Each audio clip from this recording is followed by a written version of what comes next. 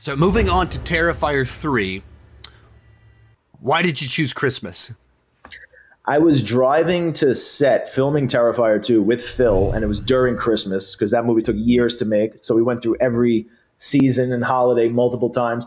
And he just said, you should think about putting Art the Clown in Christmas. That would be awesome. It was like something that simple. And as soon as he said it, it just clicked. It felt natural because I love the Christmas subgenre, the horror subgenre.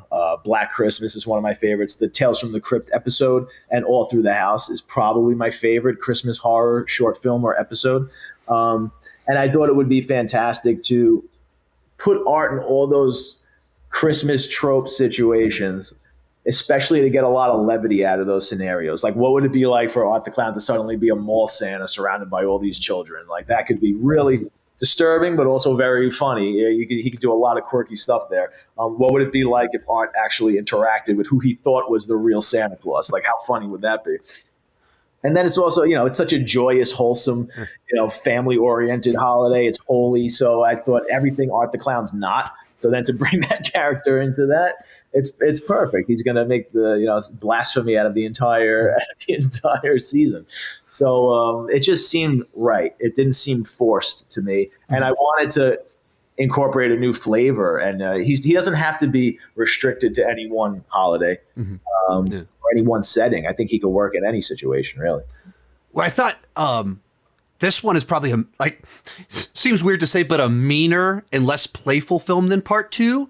But the Christmas spirit to it and all those tropes, everything you just said, it's ways that it counterbalances so that it has the fun and the humor, but in a different way than part 2. So it doesn't feel like a rehash. It keeps it fresh and new. And without wanting to spoil kills, it provides a number of really fun, really sick, twisted kills. There is one kill that's very over the top, very fantastical, so to speak. And it was a little risky, but when I was writing the script, I was like, there's no sort of holiday themed kills or holiday based kills in this. I need to do something that screams Christmas. So without going into spoilers, it's a fun kill. It's the most fun kill in the movie, I would assume. I think it is.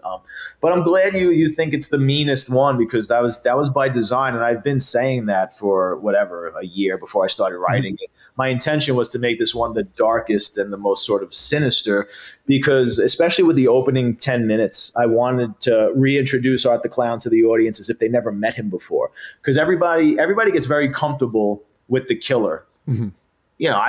When I was a kid and I'm watching Halloween, Friday the 13th, part 4, 5, 6, you're rooting for Jason. You're going there to see Jason kill as many people as possible. The highest body count. He's the star. He's the hero, which is great.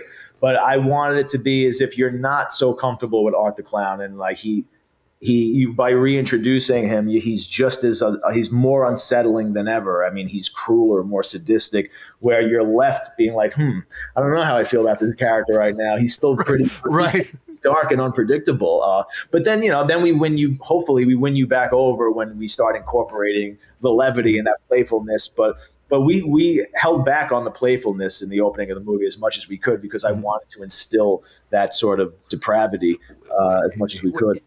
I mean, it very much sets up traditional Christmas spirit, and then it goes dark